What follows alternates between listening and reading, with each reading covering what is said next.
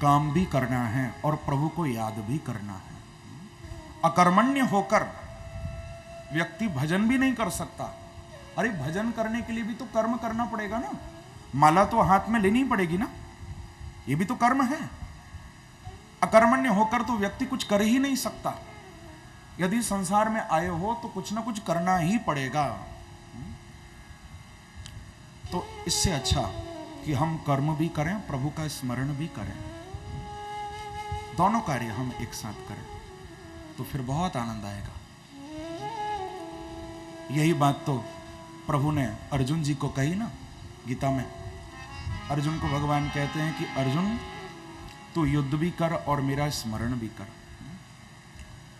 माम अनुस्मरण युद्ध च, मेरा स्मरण भी और युद्ध भी, दोनों काम कर। क्योंकि अर्जुन यदि तू केवल युद्ध लड़ने में व्यस्त हो जाएगा और मुझे भूल जाएगा तो याद रखना अर्जुन, तू जीतता हुआ भी हार जाएगा। और यदि युद्ध लड़ते समय तुझे मेरी याद बनी रहेगी तो मैं विश्वास दिलाता हूं अर्जुन, तू हारता हुआ भी जीत जाएगा। हार भी रहा होगा तो भी तू जीतेगा। मेरा स्मरण भी कर और युद्ध चाह, तो युद्ध भी कर।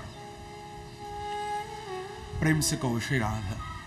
लेकिन बहुत से लोग कहते हैं कि महाराज ये सब तो कहने की बातें हैं, ऐसा होता थोड़ी ना। अब जब हम संसार का काम कर रहे हैं तो भगवान को कैसे याद कर सकते हैं? तो इस संबंध में एक बड़ा सुंदर दृष्टांत है बंधु, बहुत सुंदर। एक बार श्री नारद जी महाराज भगवान के पास गए थे, बड़ी प्रचलित कथा है। नारद जी को ये अभिमान था कि मेरे से बड़ा कोई भक्त नहीं है प्रभु का। भगवान के पास गए थे और प्रभु को यही बात कही थी कि भगवान मैं अहरनिश आपका नाम लेता हूँ, आपको याद करता हूँ, हर समय मेरे मुख से निकलता रहता है श्रीमन नारायण श्रीमन नारायण। तो भगवान मेरे से बड़ा तो कोई आपका भक्त नहीं होगा। भगवान बोले कि नारद जी ये तो आपकी भूल है, आपसे बड़ा भी एक भक्त बैठा है। बोले भगवान कहाँ है वो भक्त, मुझे बताओ थोड़ा। बोले फलानी जगह एक किसान रहता है, आप जाकर उससे मिलकर आओ। नारद जी महाराज चल दिए मिलने। देखें हम भी तो, हमसे बड़ा भक्त कौन है। अब पहुंचे नारद जी तो क्या देखते हैं कि वो किसान प्रातःकाल सोकर उठा, स्नान किया और एक बार उसने प्रभु का स्मरण किया, नाम लिया, केवल एक बार। अपने खेत पर चला गया काम करने। अब खेतों में जाकर उसने काम किया खूब। जब थक कर चूर हो गया, भोजन करने के लिए बैठा तो भोजन से पहले उसने एक बार भगवान का नाम लिया, याद किया प्रभु को। फिर भोजन किया, फिर अपने कर्म में बिजी हो गया, लग गया। फिर शाम को जब काम पूरा करके वापस घर में आया तो घर आकर फिर उसने एक बार प्रभु को याद किया। नारद जी ने सारी दिनचर्या उसकी देखी, पूरा शेड्यूल चेक किया। फिर नारद जी महाराज भगवान के पास गए और बोले कि प्रभु बेकार की बातें करते हो आप कह रहे थे कि वो किसान मेरे से बड़ा भक्त है। मैं आपका सारा दिन नाम लेता हूं और मैंने उसको अच्छी तरह देखा, उसने दिन में केवल 3 बार आपको याद किया, खाली 3 बार आपका नाम लिया उसने। आप कहते हो मेरे से बड़ा, ये कैसे हो सकता है? भगवान बोले कि नारद जी ये सब बातें तो पीछे होती रहेंगी, अभी एक बड़ा जरूरी काम याद आ गया, आपको एक काम करना है। बोले भगवान बताइए क्या काम?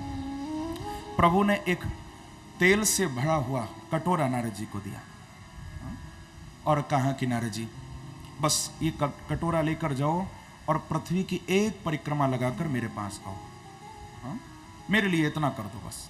लेकिन महाराज ध्यान रखना कि तेल की एक बूंद भी नीचे नहीं गिरनी चाहिए। प्रभु ये तो बड़ी सरल बात है, अभी लगा के आता हूँ।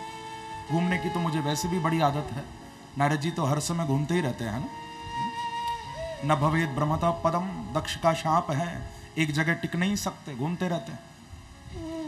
तो नारद जी महाराज कटोरा लेकर चल दिए हैं। अब ध्यान लगा हुआ है उस कटोरे में कि कहीं एक भी बूंद गिर ना जाए। भगवान ने कहा एक भी बूंद गिरी तो फिर काम बिगड़ जाएगा। जैसे तैसे बड़ा संभाल कर, बड़ा सतर्कता से, एकदम चौकन्ना होकर नारद जी लेकर गए उस कटोरे को और बिल्कुल हिफाजत के साथ एक भी बूंद नहीं गिरने दी, भगवान के पास लाकर कटोरा रख दिया। प्रभु लो सुरक्षित एकदम, काम पूरा हो गया।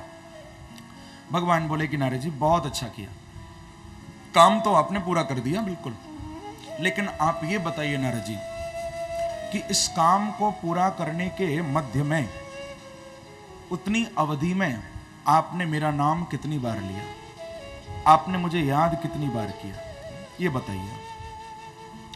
नारद जी सोचने लगे कि जितना देर मैं कटोरा लेकर घूमता रहा, मैंने तो एक बार भी प्रभु को याद नहीं किया, एक बार भी नाम नहीं लिया। क्यों? क्योंकि ध्यान कटोरे में था कि कहीं एक भी बूंद नीचे ना गिर जाए। मैं तो एक बार भी याद नहीं कर पाया। लेकिन फिर नारद जी एकदम तपाक से बोले कि प्रभु, अरे मैंने आपका नाम नहीं लिया तो क्या हुआ, मैंने आपको याद नहीं किया तो क्या हुआ, लेकिन काम तो मैं आपका ही कर रहा था ना, काम तो आपका था, इसमें कौन सी बड़ी बात है। तो भगवान बोले कि नारद जी, आप मेरा काम कर रहे थे, लेकिन मेरा काम करते हुए आपने मेरा नाम एक बार भी नहीं लिया, मुझे याद एक बार भी नहीं किया। और ऐसे ही धरती पर वो किसान भी काम तो मेरा ही कर रहा है, लेकिन फिर भी दिन में 3 बार तो कम से कम मुझे याद कर रहा है।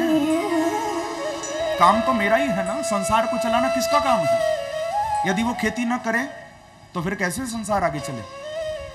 वो अपना कर्म भी कर रहा है और वो मुझे याद भी कर रहा है। प्रेम से कहो श्री राधे। तो बड़ी समझने की बात है बंधु, कर्म को सुधारने का एकमात्र बस उपाय यही है कि कर्म को करते समय प्रभु का स्मरण होता रहे, तो कर्म सुधरेगा आपका, आपका काम अच्छा होगा। प्रभु का स्मरण बना रहना चाहिए। लेकिन कुछ लोग कहते हैं महाराज बहुत हम तो कोशिश करते हैं, लेकिन फिर भी काम करते समय प्रभु की याद नहीं आ पाती, प्रभु का नाम नहीं निकल पाता मुख से, क्या करें? इसको हम एक और दृष्टांत से समझें। थोड़ा बहुत सरल दृष्टांत देकर आपको समझाऊंगा।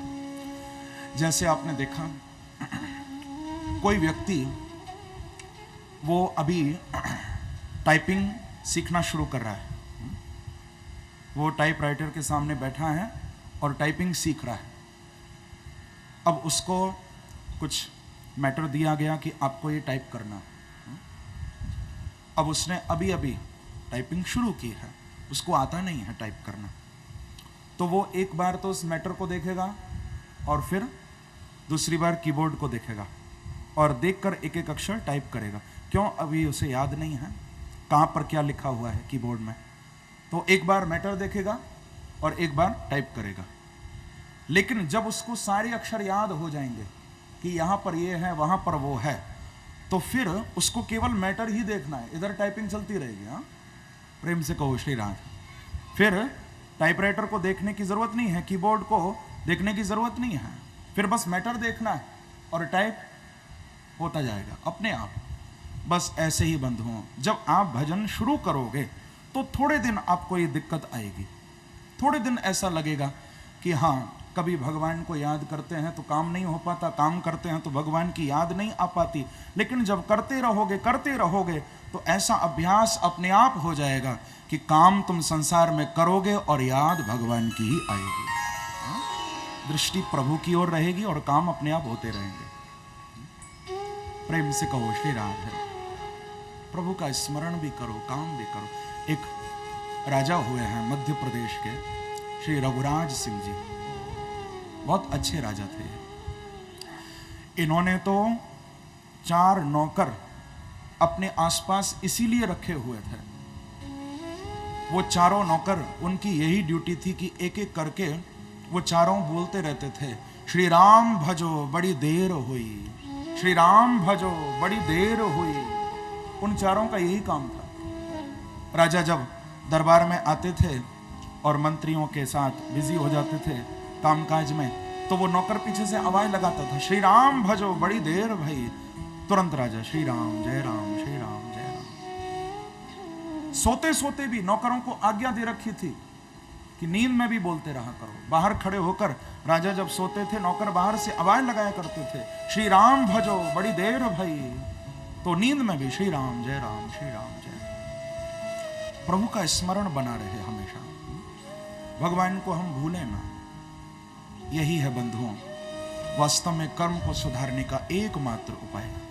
कर्म करते समय यदि भगवान का स्मरण रहेगा तो कर्म कभी गलत हो ही नहीं सकता। हमारा कर्म गलत तभी होता है जब हम भगवान को भूल जाते हैं। तो हम लोग कर्म को सुधारें अपने। यहां प्रभु ने उस इंद्र की पूजा को बंद कराया और सब ब्रजवासियों से श्री गिरिराज महाराज की पूजा कराई है। ये गिरिराज महाराज कौन है? भागवत में तो स्पष्ट कहा है सुखदेव जी ने कि कृष्णस्त्वन्यतमं रूपम गोप विश्रंभणं गतः शैलोस्मीति ब्रुवन् भूरि बलिमादत् बृहद्वपुः। स्पष्ट कहा कि कृष्णस्त्वन्यतमं रूपम, ब्रजवासियों के भाव को पुष्ट करने के लिए, ब्रजवासियों को विश्वास दिलाने के लिए अन्यतमम रूपम, भगवान एक अन्य रूप धारण करके और गिरिराज पर्वत के अंदर प्रवेश कर गए थे। प्रभु पर्वत के अंदर समा गए थे मेरे ठाकुर जी। और फिर उस गिरिराज पर्वत शिखर पर प्रभु प्रकट हो गए। आप लोगों ने कल देखा था ना, ठाकुर जी प्रकट हुए थे। और कैसे प्रकट हुए हैं? बृहद वपु, विशाल रूप धारण करके गिरिराज जी के शिखर पर प्रभु प्रकट हुए, बृहद वपु। और बार बार सब ब्रजवासियों को बुला रहे हैं, कह रहे हैं कि आओ मेरा दर्शन करो, आओ मेरा दर्शन करो। सब ब्रजवासियों को तो परम आश्चर्य हो रहा था और सब भगवान को कह रहे थे कि कन्हैया धन्य है तेरो देवता। अरे हम तो इतने वर्षों से इंद्र की पूजा कर रहे थे, लेकिन आज तक हमको कभी इंद्र का दर्शन तो हुआ नहीं। हमको आज तक मालूम नहीं चला इंद्र काला है, पीला है, गोरा है, कैसा है, कभी नहीं दिखाई दिया। लेकिन धन्य है कन्हैया तेरो देवता। अरे ये तो साक्षात प्रकट होकर हमको बुला रहे हैं। क्योंकि बंधुओं जब तक चमत्कार दिखाई नहीं देता तब तक कोई नमस्कार भी नहीं करता। प्रेम से कहो श्री राधे। चमत्कार को सब नमस्कार करते हैं, यहां तो साक्षात चमत्कार दिखाई दे रहा है। खड़े हैं ठाकुर जी। भगवान ने ये पूजा इसीलिए भी कराई है, प्रभु ब्रजवासियों को बताना चाहते हैं कि ब्रजवासियों जब मैं तुम्हारे सामने आ गया हूं तो फिर किसी और की पूजा करते क्यों हो? क्योंकि सबके मूल में तो मैं ही बैठा हुआ हूं। कि एते चांस कलापोषः कृष्णस्तु भगवान स्वयं इंद्रारिव्याकुलं लोकं मृणयन्ति युगे युगे। भगवान श्री कृष्ण मूल में है सबके बंधु। कृष्णस्तु भगवान स्वयं। जब सूत जी महाराज ने भागवत में प्रभु के अवतारों की चर्चा की है तो उस समय उन अवतारों की कथा सुनाने के बाद ये बात कही है कि कृष्णस्तु भगवान स्वयं। बाकी जितने भी अवतार हैं सब, कोई अंशावतार है, कोई कला अवतार है, कोई शेषावतार है, कोई विशेषावतार है, कोई आवेशावतार है, लेकिन कृष्णस्तु भगवान स्वयं। कृष्ण पूर्ण अवतार है, पूर्ण अवतार है कृष्ण, मूल में है सबके।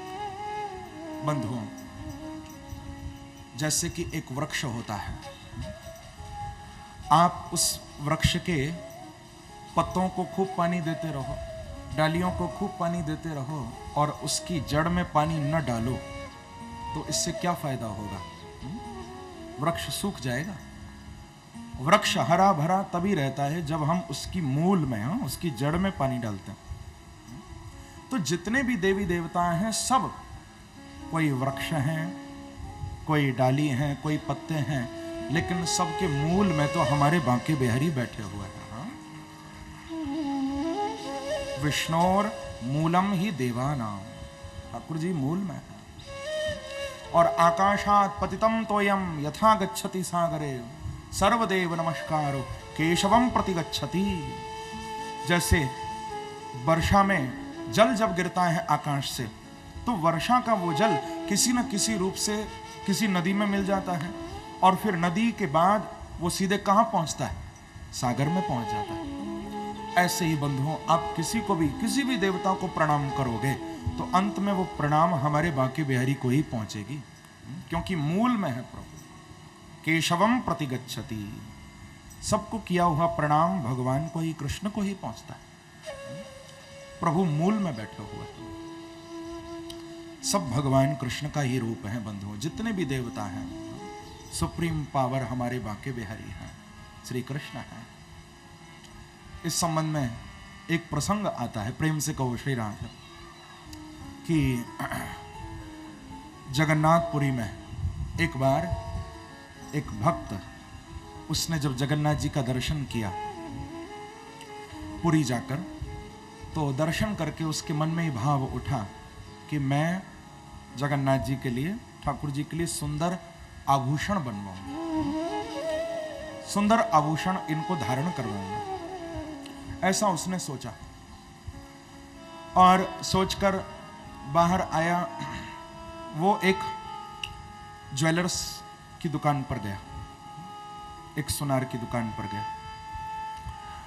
अंदर गया तो वो सुनार बैठा हुआ था, आभूषण बनाने वाला। तो उसको कहा कि भैया हमारे जगन्नाथ जी के लिए आपको आभूषण बनाने। उसने कहा बिल्कुल बना देंगे, लेकिन आप मुझे साइज बताओ, क्या साइज है।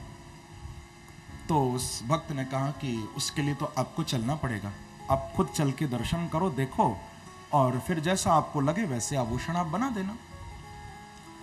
तो अब उस सुनार ने क्या कहा, वो बोला कि देखो भैया, मैं तो केवल गणेश जी का भक्त हूं, मैं गणेश जी के अलावा किसी का दर्शन नहीं करता, मैं गणेश जी के अलावा किसी का नाम नहीं लेता, मैं तो नहीं चलूंगा।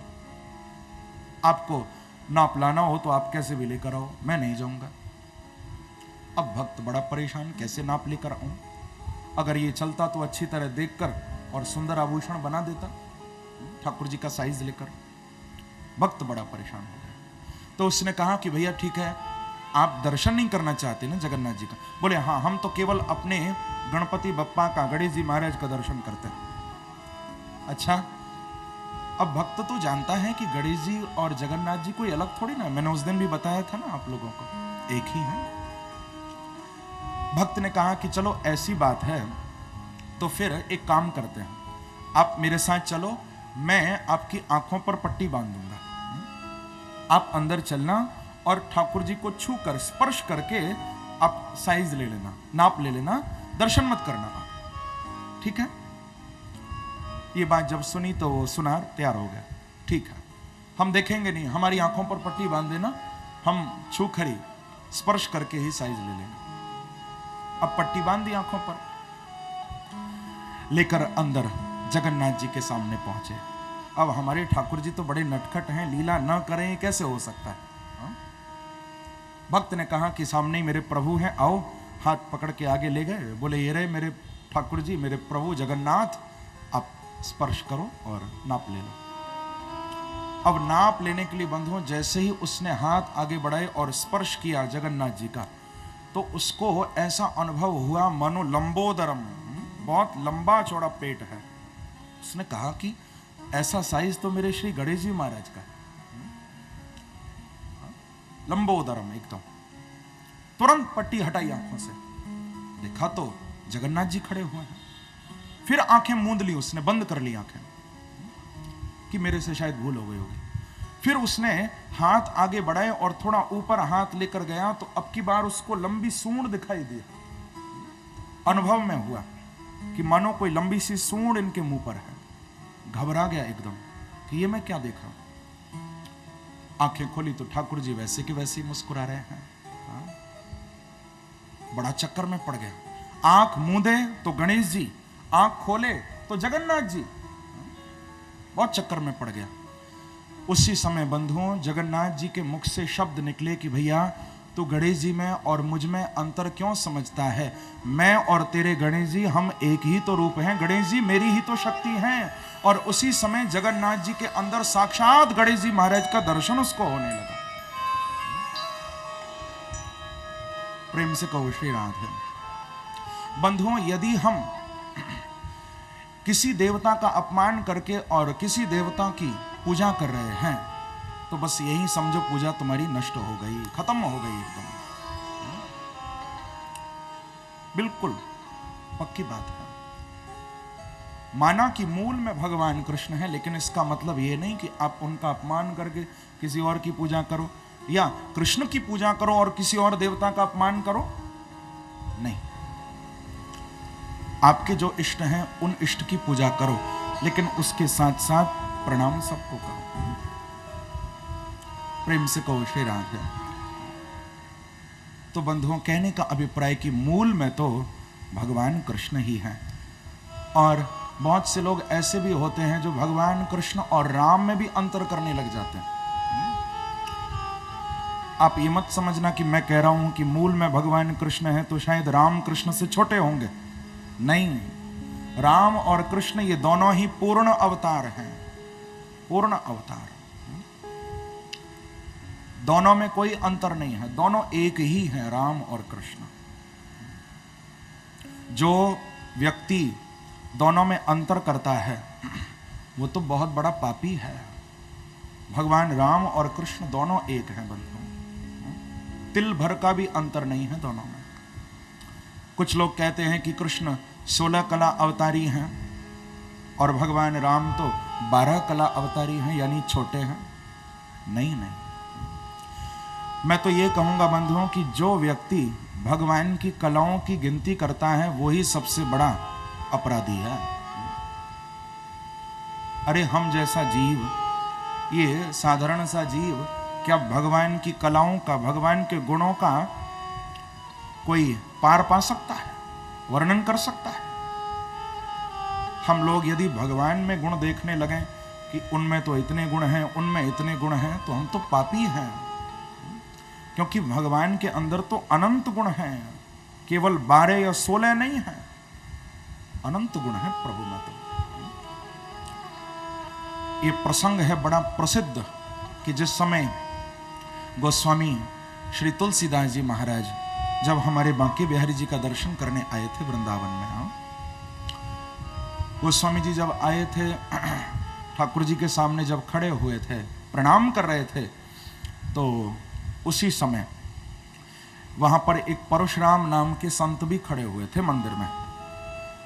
और उन्होंने जब गोस्वामी तुलसीदास जी को देखा तो कटाक्ष किया था उस समय कि अपने अपने इष्ट को नमन करें सबको, बिना इष्ट के परशुराम नवे सुमूर्ख हो। कटाक्ष किया गोस्वामी जी पर कि देखो अपने अपने इष्ट को सब प्रणाम करते हैं, लेकिन गोस्वामी तुलसीदास जी को ये क्या सूझा, जो काशी से, वाराणसी से यहाँ वृंदावन में कृष्ण का दर्शन करने आ गए, बिना इष्ट के परशुराम नवे सो मूर्ख होए।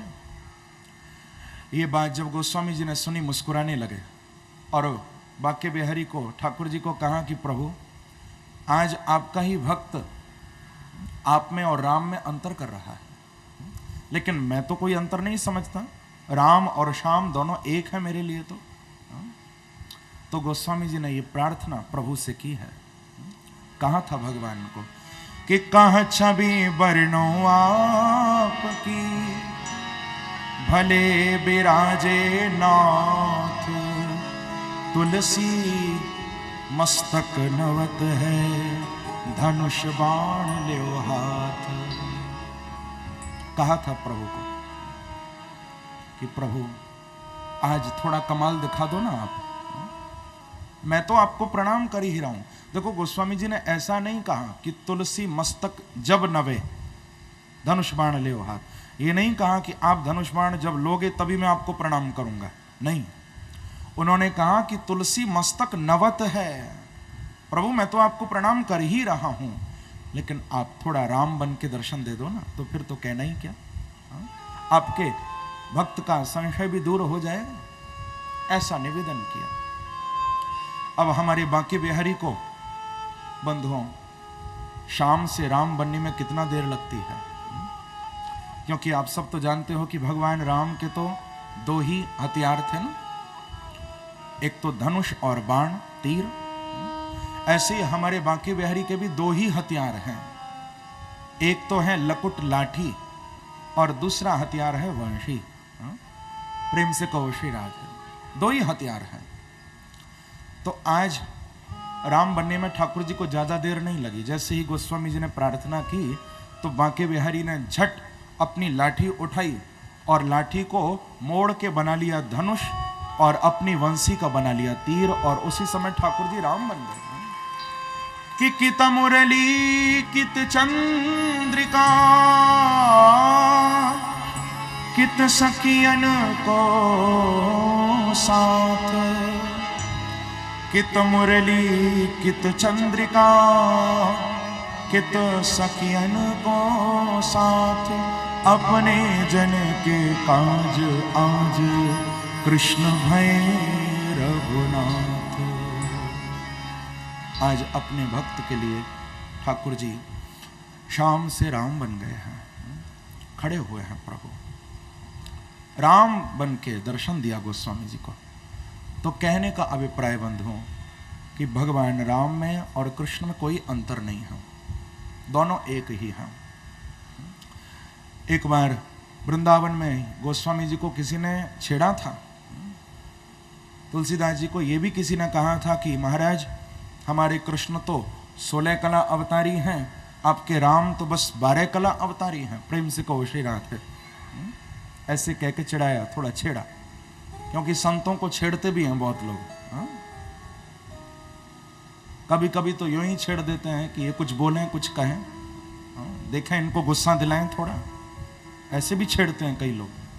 छेड़ दिया, आपके राम तो बस 12 कला अवतारी हैं, हमारे कृष्ण तो 16 कला अवतारी हैं। बंधुओं इतना सुनते ही गोस्वामी जी बेहोश हो गए, मूर्छित हो गए। थोड़ी देर बाद होश आया इनको। लोगों ने पूछा कि शायद इसीलिए बेहोश हो गए होंगे क्योंकि इनके राम को 12 कला अवतारी कह दिया, तो इनको शायद बुरा लग गया होगा। कहा कि बाबा शायद इसीलिए बेहोश हो गए ना। तो गोस्वामी जी ने कहा कि नहीं नहीं भैया, मैं तो इसलिए मूर्छित हो गया क्योंकि अब तक तो मैं राम को केवल एक अयोध्या का राजा ही समझता था, राजकुमार ही समझता था, यही सोचकर भजता था। लेकिन आज तो आपने बता दिया कि उनके अंदर 12 कला भी हैं, तो अब तो और ज्यादा भजा करूंगा। 12 कला भी हैं उनमें कि जो जगदीश तो अति भलो, जो महिष बड़ भाग, तुलसी केवल चाहत है राम चरण अनुराग। यदि वो राजा हैं तो भी अच्छी बात है, और यदि वो महाराजा हैं तो भी अच्छी बात है। वो जैसे भी है मैं तो उनको चाहता हूं बस। ये निष्ठा है भक्त की। तो कहने का अभिप्राय अंतर नहीं है दोनों में, मूल में भगवान कृष्ण और राम ही है।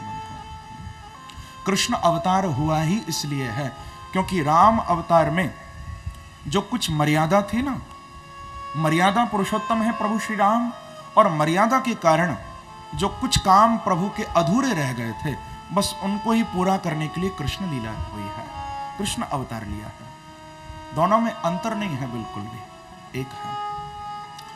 तो आज यहां पर भगवान ने ब्रजवासियों को यह भी बात समझाई है कि ब्रजवासियों मूल में मैं ही हूं, आप लोग मेरी पूजा करो। यदि मेरी पूजा कर ली तो फिर किसी देवता की पूजा बाकी ही नहीं रही, सबकी पूजा हो गई मान लो। तो ये कारण है ब्रजवासियों के द्वारा पूजा करने का। भगवान ने पूजा करवाई थी, 56 भोग भी लगाए गए थे। आप लोगों ने कल दर्शन किया था ना, श्री गिरिराज जी को 56 भोग अर्पण किया गया, पूजन किया गया, और सब ब्रजवासियों ने प्रणाम किया है गिरिराज जी को कि एकेन रूपेण गिरौ विराजितो तथा द्वितीयेन च पूजको यः तं पूज्य पूजकरूपमद्भुतं गोवर्धनं नित्यमुदा नमामि। ऐसे श्री गिरिराज महाराज के चरणों में हम सब भी कोटि कोटि प्रणाम करें, वंदन करें उनको। बोलो गिरिराज महाराज की जय। पूजा की, भोग लगाया, आरती उतारी, फिर सभी ब्रजवासियों ने परिक्रमा भी की है श्री गिरिराज महाराज की।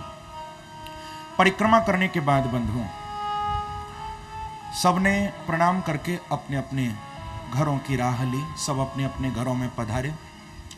इधर इंद्र को जब ये खबर लगी कि अब तो ब्रज में कृष्ण ने मेरी पूजा बंद करा दी है, इंद्र को बड़ा क्रोध आया है और इंद्र ने भागवत में बहुत अपशब्द मेरे प्रभु को कहे हैं, बहुत अपशब्द कहे। भागवत में गालियां दी हैं इंद्र ने भगवान कृष्ण को। क्यों? क्योंकि आज इंद्र के अभिमान को चोट पहुंची है। जिस व्यक्ति के अभिमान को चोट पहुंचती है वो पागल हो जाता है, न जाने क्या क्या बकवास करने लगता है। प्रेम से कहो श्री राधे। यदि किसी व्यक्ति को सच्चाई से अवगत करा दिया जाए, क्योंकि हम तो बहुत झूठ के साए में जी रहे हैं ना, अपने आप को न जाने क्या क्या समझे बैठे हैं, लेकिन है कुछ भी नहीं, कोरे हैं बिल्कुल। और जरा किसी को सच्चाई से अवगत करा दो, थोड़ा बता दो कि तुम तो ऐसे हो, बस पागल हो जाता है व्यक्ति, फिर न जाने क्या क्या बोलने लगता है। बंधुओं इंद्र भी पागल हो गया, भगवान को बहुत अपशब्द कहे हैं, यहां तक कि अपने संवर्तक मेघों को बुलाकर उनको आज्ञा दी कि जाओ जाकर आज ब्रज के ऊपर इतनी वर्षा करो, इतनी वर्षा करो, सारा ब्रज डूब जाए। यहां तक कि ये जो गिरिराज पर्वत है, इस पर्वत को बहा के सागर में पटक दो, इतनी वर्षा करो। अब तो महाराज वो सांवर्तक मेघ सब ब्रज के ऊपर आ गए हैं और घटाएं छा गई हैं, मूसलाधार वर्षा होने लगी है कि स्थूणा स्थूला वर्षधारा मुंचत स्ववृक्ष भीष्णुषः जलौघै प्लाव्यमाना भूर नादृश्यत नतोन्नतम। भयंकर वर्षा हो रही है। सुखदेव जी कहते हैं स्थूणा स्थूला वर्षधारा मुंचत स्ववृक्ष भीष्णुषः, भयानक वर्षा होने लगी राजन। नादृश्यत नतोन्नतम, चारों ओर जलमग्न होने लगा। अब तो ऊंचा नीचा कुछ दिखाई नहीं दे रहा, सब बराबर हो गया, पानी पानी। हाथी की सूंड के बराबर मोटी मोटी बूंदें ब्रज के ऊपर गिर रही हैं। ववर्षुर जलशर करा, ऐसा लगता था मानो आकाश से बर्फ की सिल्लियां टपक रही हैं, इतनी घनघोर वर्षा। सब ब्रजवासी घबरा गए कि अब हमें कौन बचाएगा। गोपा गोप्यश्च सीतार्ता गोविंदम शरणम जयो। सब घबरा गए और सब ने एक मत से यही बात कही कि देखो, जैसे अनेक विपत्तियों से कृष्ण ने हमको बचाया है, आज भी कृष्ण ही हमको बचाएंगे। चलो सब कन्हैया की शरण में। ऐसा कहकर सब ब्रजवासी चल दिए हैं और गा रहे हैं कि गिरिराज धरण प्रभु तुम्हारी शरण, गिरिराज धरण प्रभु तुम्हारी शरण, ओ गिरिराज धरण प्रभु तुम्हारी शरण, गिरिराज धरण प्रभु तुम्हारी शरण, प्रभु तुम्हारी शरण, श्री जी तुम्हारी शरण, प्रभु तुम्हारी शरण, श्री जी तुम्हारी शरण, प्रभु तुम्हारी शरण, श्री जी तुम्हारी शरण, प्रभु तुम्हारी शरण, श्री जी तुम्हारी शरण, गिरिराज धरण प्रभु तुम्हारी शरण, गिरिराज धरण प्रभु तुम्हारी शरण, ओ गिरिराज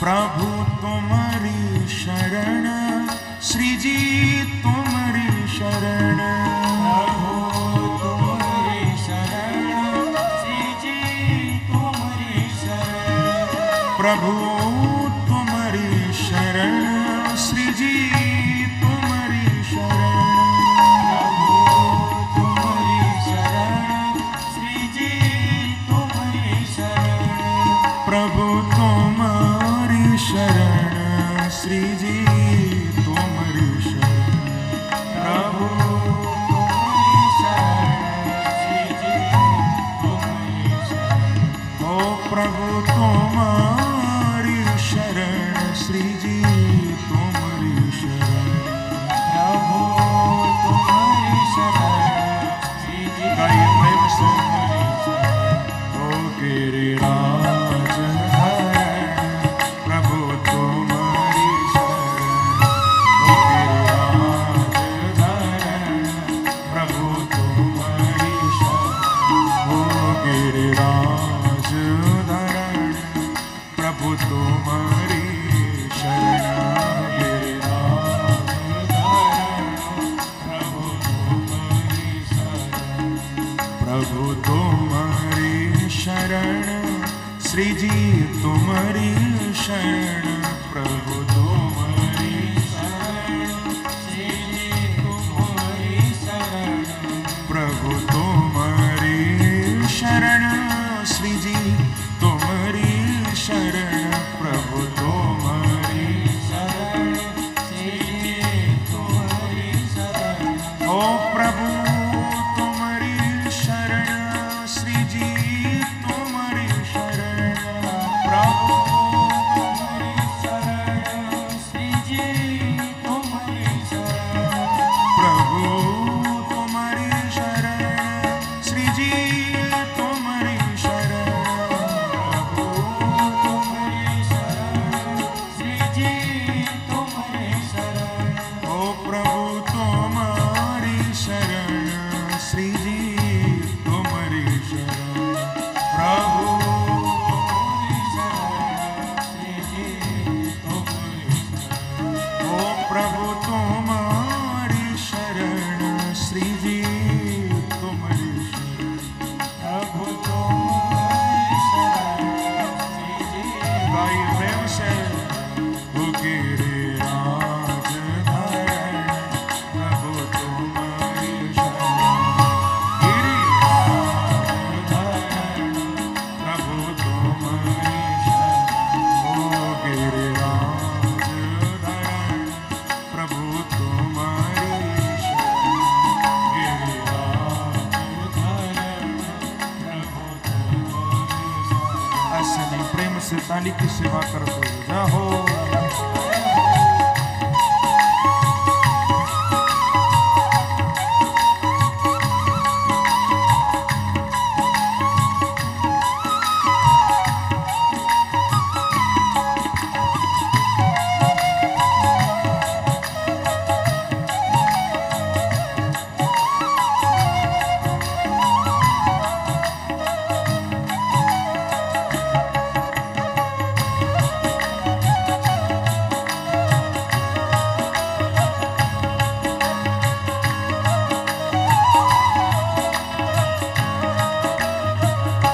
ओ गिरिराज धरण, प्रभु तुम्हारी शरण, गिरिराज धरण, प्रभु तुम्हारी शरण, इस प्रकार से गाते हुए सब श्री ठाकुर जी की शरण में आ गए हैं। सब भगवान कृष्ण को सब बोले कि देखो कन्हैया, आपने इंद्र की पूजा बंद करा दी, अब इंद्र के कोप से बचाएगा कौन? कौन रक्षा करेगा हमारी? भगवान बोले कि देखो ब्रजवासियों, मेरे गिरिराज महाराज ऐसे देवता नहीं हैं जो 56 भोग भी खा जाएं और रक्षा करने में पीछे हट जाएं। ऐसे नहीं है। यदि भोग लगाया है तो रक्षा भी करेंगे। आओ मेरे साथ सब चलो गिरिराज महाराज की शरण में। सबको कृष्ण के ऊपर पूर्ण विश्वास है, सब लोग आंखें बंद करके उस घनघोर वर्षा में भी भगवान के पीछे चल दिए।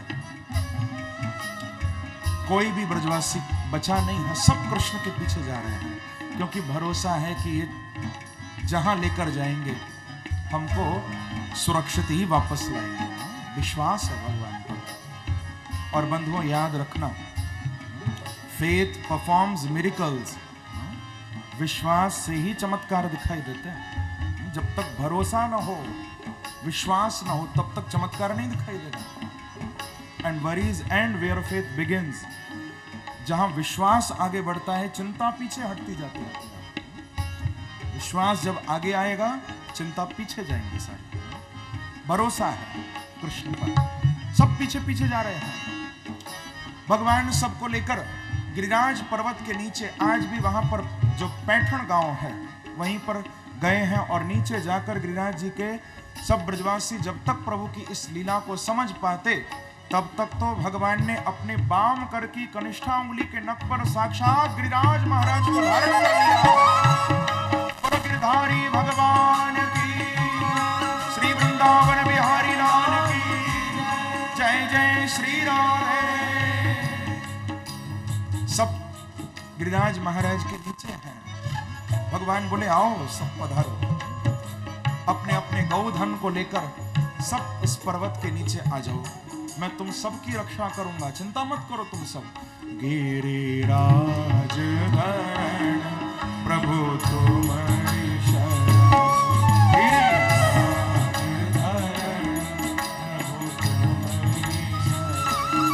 प्रभु तुम्हारी शरण, श्री जी तुम्हारी शरण, प्रभु तुम्हारी शरण, श्री जी तुम्हारी शरण। ओ प्रभु तुम्हारी शरण, श्री जी तुम्हारी शरण, प्रभु तुम्हारी शरण, श्री जी तुम्हारी शरण।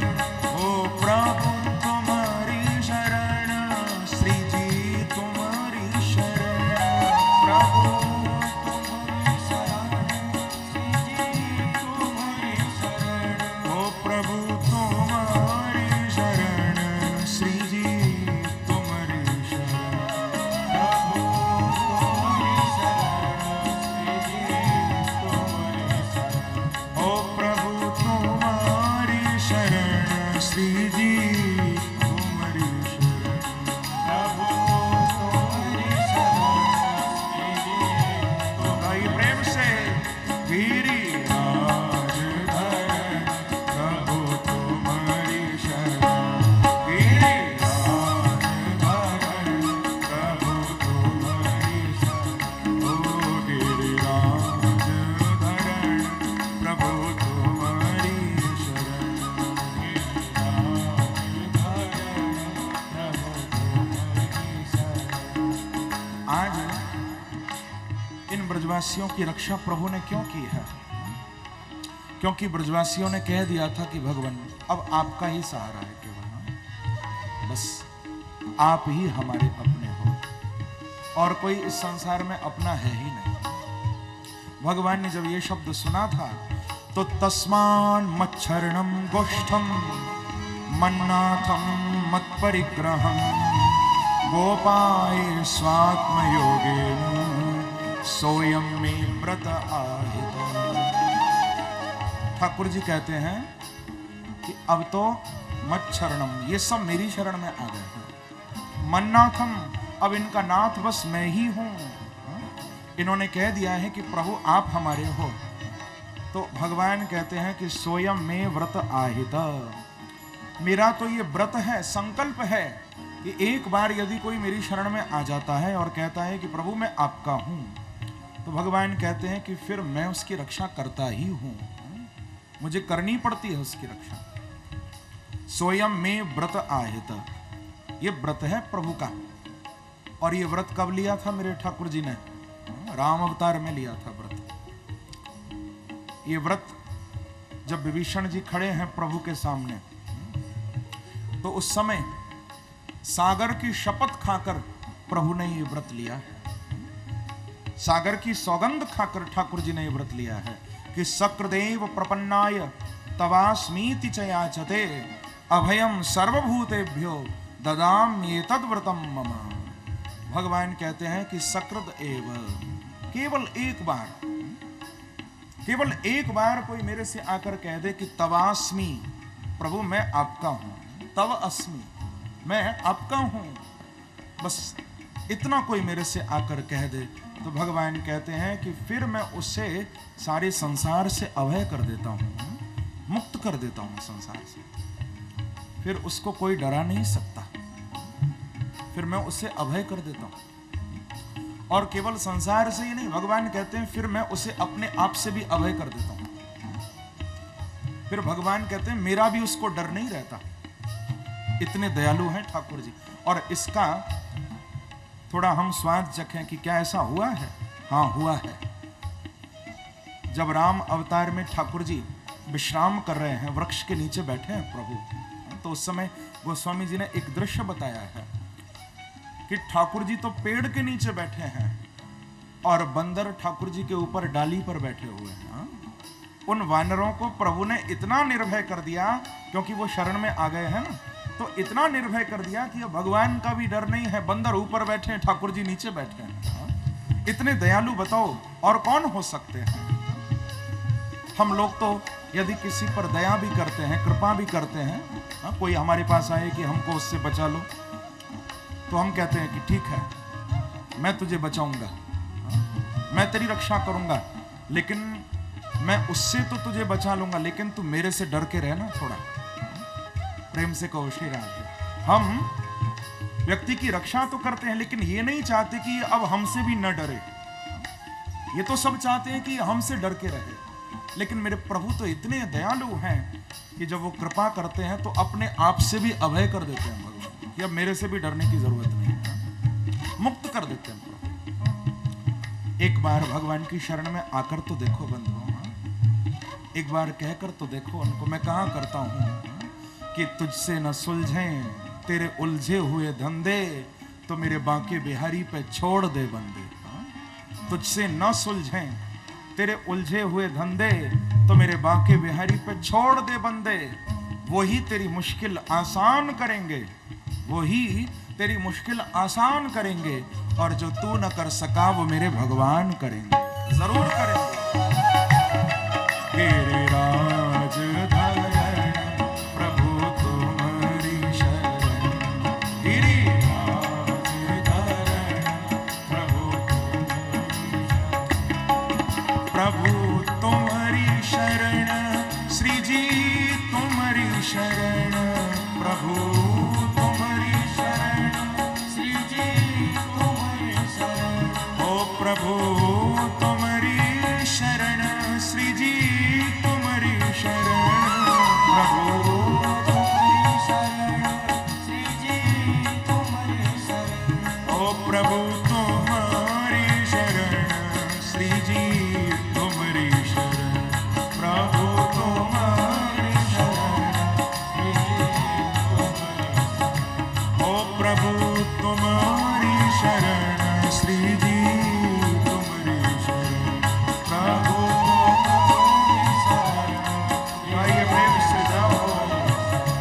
ओ गिरिराज धारण प्रभु तुम्हारी शरण, गिरिराज धारण प्रभु तुम्हारी शरण, ओ गिरिराज धरण प्रभु तुम्हारी शरण, गिरिराज धारण प्रभु तुम्हारी शरण। बंधुओं, भगवान को अनन्य भाव से भजो। जब भगवान को कह दिया कि प्रभु आपका सहारा है, तो फिर दुनिया को मत कहो कि तुम्हारा भी सहारा है।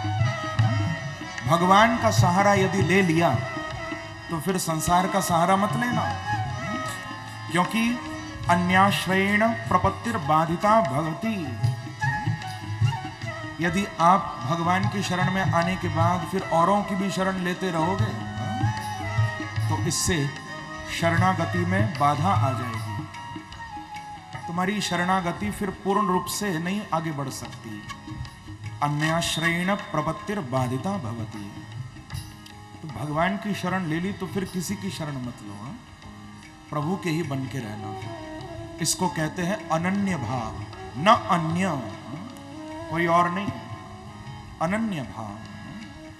अनन्य भाव प्रभु के चरणों में होना चाहिए, भगवान रक्षा करेंगे। जैसे कि एक संत थे, कुटिया बनाकर अनन्य भाव से प्रभु का भजन करते थे, बड़ी निष्ठा से। हाँ, दिन भर प्रभु का नाम संकीर्तन, दिन भर प्रभु का जप भजन। लेकिन उन संत के बगल के मकान में एक वैश्या आकर रहने लगी। प्रेम से कहो श्री राधे। वैश्या ने उस मकान को खरीद लिया, संत के बगल में आके रहने लगी। अब वैश्या के घर तो सारा दिन गंदा गंदा संगीत चलता, संसार के शब्द खूब सुनाई देते, गंदे गंदे लोग आते। एक दिन संत ने जाकर हाथ जोड़कर उसको कहा कि देख बहन, तेरे पास बहुत खराब लोग आते हैं, यहाँ गंदी गंदी बातें होती हैं और मेरे भजन में विक्षेप पड़ता है, तो आप कहीं और जाकर नहीं रह सकती हो। बड़े प्यार से उसको कहा। तो उस वैश्या को गुस्सा आ गया। उसने कहा कि अच्छा, मुझे यहां से भगाना चाहते हो? कहीं जाना है तो तुम कहीं और जाके रहो ना, मैं नहीं जाऊंगी यहां से, चले जाओ। संत ने कहा कि ठीक है, कोई बात नहीं, हम तो निवेदन करने आए थे, वापस चले गए संत। अब उस वैश्या को इतना गुस्सा आई, इतना गुस्सा आई कि जब आए उसके चाहने वाले, वो अपने उन यारों को बोल के संत की कुटिया में आग ही लगवा दी उसने। जला दो इसके मकान को, ये मुझे भगाना चाहता है, मैं इसको भगा के रहूंगी। आग लगवा दी। संत ने जब देखा रात्रि में घर में आग लग गई है, संत घर से बाहर निकल आए और हाथ जोड़कर भगवान को कहने लगे कि वाह मालिक, लगता है कि तू भी चाहता है कि मैं ही यहां से जाऊं। तो चलो, अब तो चलना ही पड़ेगा। अनन्य भाव है प्रभु के चरणों में, उसकी रजा में अपनी रजा को मिला दो। प्रभु आप चाहते हो तो फिर जाना ही पड़ेगा, आग लग गई। अब तो संत चलने को ही थे, भगवान से नहीं देखा गया, भगवान के भक्त का अपमान। तो भैया ठाकुर जी ने भी ऐसी हवा चलाई, ऐसी हवा चलाई कि संत की कुटिया की आग तो बुझ गई और आग उस वैश्या के मकान ने पकड़ ली। प्रेम से कहो श्री राम। उसके मकान ने आग पकड़ ली।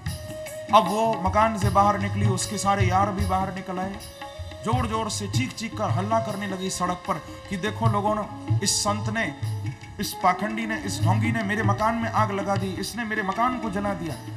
संत को चीख चीख कर कहने लगी, इसने मेरे मकान में आग लगा दी। तो संत मुस्कुराए और संत बोले कि देख बहन, तू फिर गलती कर रही है, पहले भी गलती की, फिर गलती कर रही है। मैंने तेरे मकान में आग नहीं लगाई, क्योंकि न तूने आग लगाई न मैंने आग लगाई, न तूने आग लगाई न मैंने आग लगाई, ये तो यारों ने अपनी यारी निभाई। तेरे यारों ने मेरे मकान में आग लगाई तो मेरा भी तो यार बैठा है, मेरा भी तो चाहने वाला बैठा है, उसको क्या गुस्सा नहीं आ सकती? उसने भी आग लगा दी। बंधुओं, अनन्य भाव से भगवान को भजो। प्रभु कहते हैं मैं आता हूं बचाने, मैं रक्षा करने के लिए आया करता हूं। तभी तो भक्त कहा करते हैं, भगवान को पुकारा करते हैं क्या कि मेरा कोई ना सहारा बिन तेरे, नंदलाल सांवरिया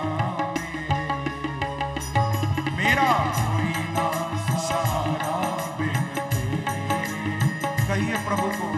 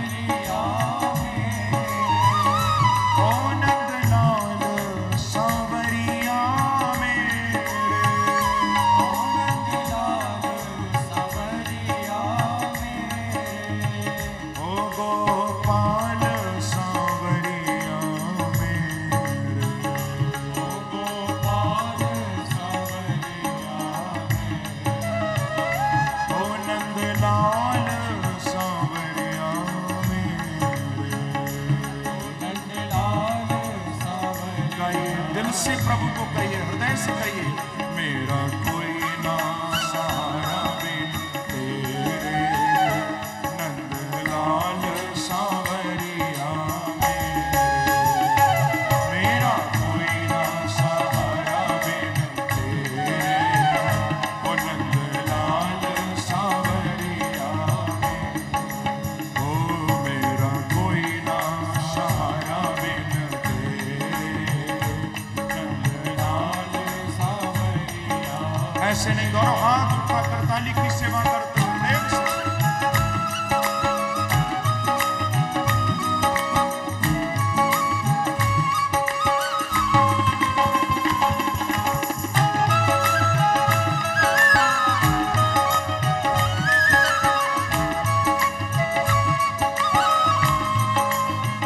श्री गिरिराज महाराज की, गोवर्धन नाथ की।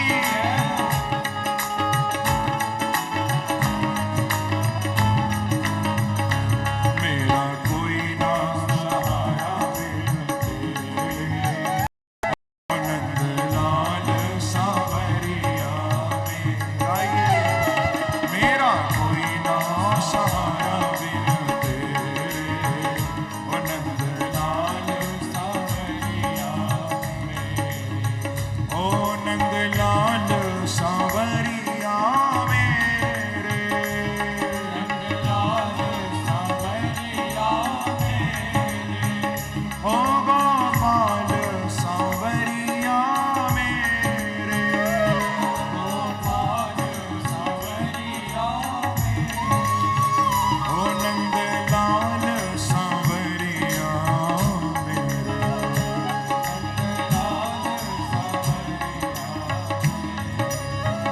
ओ गोपाल सांवरिया मेरे, गोपाल सांवरिया। गाइए प्रेम से बंधु। ओ मेरा कोई ना सहारा बिन तेरे, ओ नंदलाल सांवरिया मेरे। मेरा कोई ना सहारा बिन तेरे, नंदलाल सांवरिया मेरे। मेरा कोई ना सहारा बिन तेरे, ओ गोपाल सांवरिया मेरे। ओ मेरा कोई ना सहारा बिन तेरे, कहो गोपाल सांवरिया मेरे। नंदलाल सांवरिया मेरे, नंदलाल सांवरिया मेरे। ओ गोपाल सांवरिया मेरे, गोपाल सांवरिया मेरे। ओ नंदलाल सांवरिया मेरे, नंदलाल सांवरिया मेरे। ओ गोपाल सांवरिया मेरे, ओ नंदलाल सांवरिया